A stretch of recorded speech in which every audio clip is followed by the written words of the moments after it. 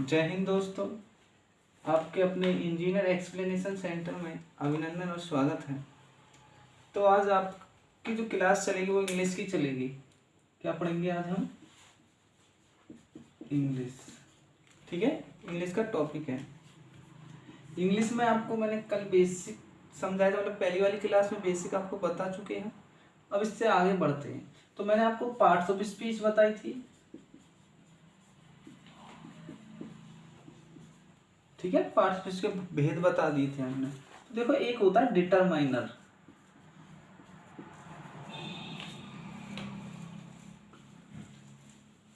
Part of speech के भेद बताए थे। डिटरमाइनर को हिंदी में बोलते हैं निर्धारक, जो किसी भी चीज का क्या करता है, निर्धारण करता है। और पार्ट ऑफ स्पीच को क्या बोलते हैं? शब्द भेद। ठीक है, तो पहले हम इसके कुछ टॉपिक है उन्हें पढ़ेंगे। इसमें आती क्या क्या चीज है डिटरमाइनर में? देखो, डिटरमाइनर में आपके आर्टिकल आते हैं। पहले आर्टिकल पढ़ोगे, फर्स्ट वन, यानी पहले क्या पढ़ोगे? आर्टिकल। एडजेक्टिव भी एक डिटरमाइनर होता है आपका। एडजेक्टिव भी क्या है? डिटरमाइनर। एक एडवर्ब होता है, वो भी डिटरमाइनर है। वो भी क्या होता है? डिटरमाइनर।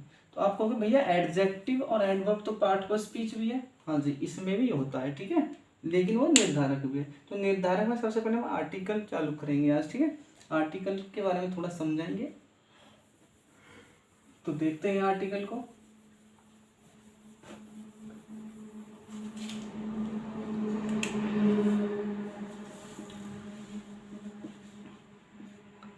आर्टिकल, आर्टिकल को हिंदी में उपपद कहते हैं।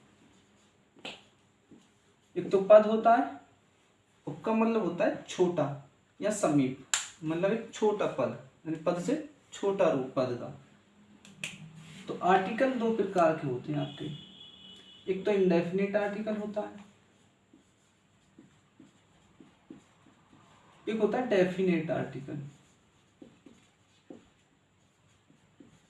आर्टिकल ऊपर लिख रखा है हमने, इंडेफिनेट और डेफिनेट। इंडेफिनेट को हिंदी में क्या कहते हैं? अनिश्चित। और डेफिनेट को कहते हैं निश्चित। हम साथ ही साथ इनकी हिंदी भी समझेंगे, क्योंकि हिंदी हमारी एक मातृभाषा होती है जिसको हम आसानी से समझ सकते हैं, ठीक है। देखो, इंडेफिनिट आर्टिकल में क्या क्या चीज आती है आपकी?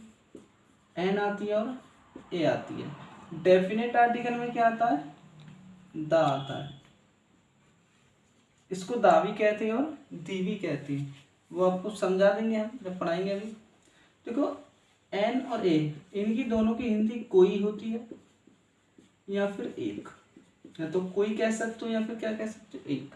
भाई इंडेफिनेट है, तो इंडेफिनेट का मतलब क्या होता है? अनिश्चित, मतलब अनिश्चित, जो कोई चीज निश्चित ना हो उसको क्या बोलते हैं? कोई बोलते हैं, ठीक है। दा, दा का कोई हिंदी मीन्स नहीं है, लेकिन जब आप रिलेटिव प्रोनाउन में इसको पढ़ोगे तो वहां आता है इसका वही। हिंदी मीनिंग क्या होता है? वही। तो ये वाली चीज आपने समझी कि इंडेफिनिट आर्टिकल क्या होता है? एन होता है, ए होता है, और डेफिनेट आर्टिकल दा होता है। एन या ए की हिंदी क्या होती है? कोई होती है या फिर एक कह सकते हैं, ठीक है। और दा की कोई हिंदी नहीं होती है, लेकिन रिलेटिव प्रोनाउन आप पढ़ोगे तो वहां दा की हिंदी वही होती है। एक चीज और, प्लस में एन आ जाए या ए, तो प्लस में कैसी संज्ञा लाओ, कैसी नाउन? तो हमेशा सिंगुलर नाउन लाओगे। कैसी नाउन का यूज करोगे? Singular noun. लेकिन जब डेफिनेट आर्टिकल यानी दा आ जाए तो इसके बाद आपकी जो नाउन है वो सिंगुलर भी हो सकती है और प्लूरल भी हो सकती है। वो निर्भर करती है आपकी नाउन पर, ठीक है, सेंटेंस पर। तो सिंगुलर को क्या कहते हैं हम? एक वचन। और नाउन को संज्ञा कहते हैं। सिंगुलर को एक वचन, प्लूरल को क्या बोलते हैं? बहुवचन।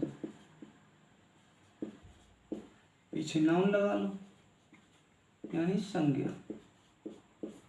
यानी जब भी आपका इंडेफिनिट आर्टिकल आए तो उसके बाद हमेशा सिंगुलर नाउन लाओगे, एक वचन संज्ञा। लेकिन यदि आपका डेफिनेट आर्टिकल आ जाए तो उसके बाद आप सिंगुलर भी ला सकते हो, प्लूरल भी ला सकते हो, ठीक है। देखो, अब समझते हैं पहले इंडेफिनेट, जो आपका इंडेफिनेट आर्टिकल है उसको समझेंगे, ठीक है। तो ये वाली चीज आपको समझ में आई होगी। चलो देखते हैं इंडेफिनिट आर्टिकल से।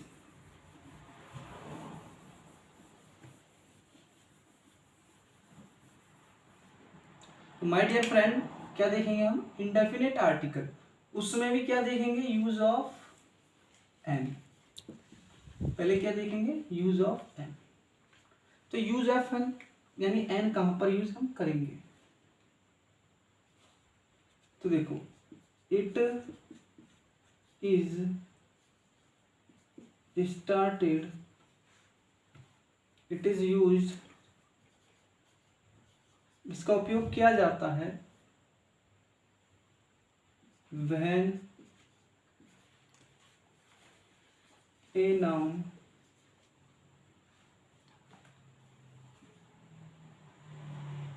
is vowel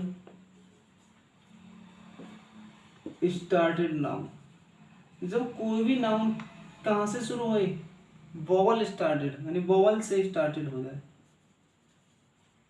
vowel started noun कह दो या वर्ड कह सकते हो। कोई भी नाउन कैसे शुरू हो गया? आपकी वोवल से। तो पहले वोवल समझते हैं। जब वोवल यहाँ पर वर्ड आया आपका, तो वोवल समझते हैं। तो वोवल की जो संख्या होती है वो 5 होती है। पहले ए, फिर उसके बाद ई, आई, ओ और यू। ये क्या होते हैं? आपके 5 वोवल होते हैं। तो जब भी वोवल आ जाए तो क्या यूज करोगे? एन, यानी किसी वर्ड में वोवल। लेकिन आपको इंग्लिश याद नहीं रखनी है, हिंदी देखना पड़ेगा। यानी आपको उच्चारण देखना, प्रोनाउंसिएशन देखना। यानी ऐसे लेकर कहाँ तक चलोगे? अड़े खाली तक। ठीक है। वैसे हिंदी में इसको अनुस्वार कहते हैं, लेकिन आप हिंदी नहीं इंग्लिश पढ़ रहे हो, तो ऐसे अनार से अड़े खाली तक जब भी कोई आपका वर्ड आ जाए, अक्षर आ जाए, तो वहां क्या लगाओगे? एन लगाओगे। कैसे लगाओगे भैया? देखते ही चलो। जैसे मैंने कहा एन एलिफेंट। क्या कहा? एलिफेंट। तो एलिफेंट में देखो ई तो है भाई, ये एक नाउन है, वर्ड कह सकता हूं मैं। तो किससे शुरुआत है इसकी? स्टार्टेड क्या है? ई। तो ई क्या चीज है? वोवल। लेकिन इंग्लिश में भी लिखोगे या उच्चारण करो हिंदी में तो क्या होता है? एलिफेंट। क्या होता है? एलिफेंट बोलते हैं इसको। तो ऐसे शुरू हो गया, इसके बीच ही आएगा, तो एन सही है। फिर मैंने कहा एन एग। तो एग, एन एग का मतलब क्या होता है? तो ये भी क्या है? आपकी ई है। इससे पहले भी क्या लगाओगे? एन, क्योंकि एग है। ये क्या है? एग। एग मिस होता है अंडा। ठीक है। मैंने आपसे कहा एन अम्ब्रेला।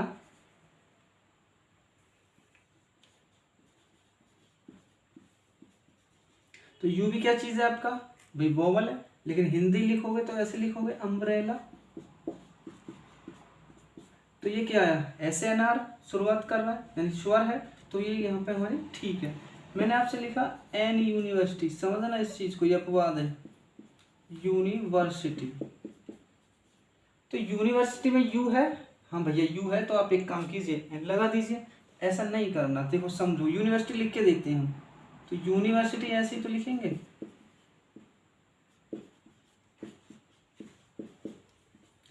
भाई यूनिवर्सिटी कैसे लिखोगे आप? माय डियर फ्रेंड ऐसे ही तो लिखोगे। तो ये यज्ञ, तो ये यज्ञ जो है आपका, वो क्या व्यंजन नहीं होता? भाई वो स्वर थोड़ी होता है, वोवल थोड़ी है, वो तो व्यंजन है। तो जब व्यंजन आ गया तो एन नहीं लगाओगे, फिर क्या लगाओगे? ए लगाओगे। ठीक है। ऐसे ही हमने क्या आपसे ए वन आइड मैन, यानी एक आंख वाला आदमी। तो आपने कहा भैया यहाँ पर क्या चीज है? ओ है। तो ओ क्या चीज है?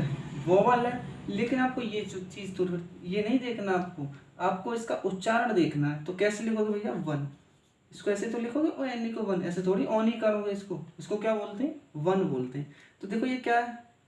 वैवक है। तो ये क्या चीज होती है? व्यंजन होती है। जब व्यंजन है तो क्या लगाओगे? ई ही तो लगाओगे, एन थोड़ी लगाओगे।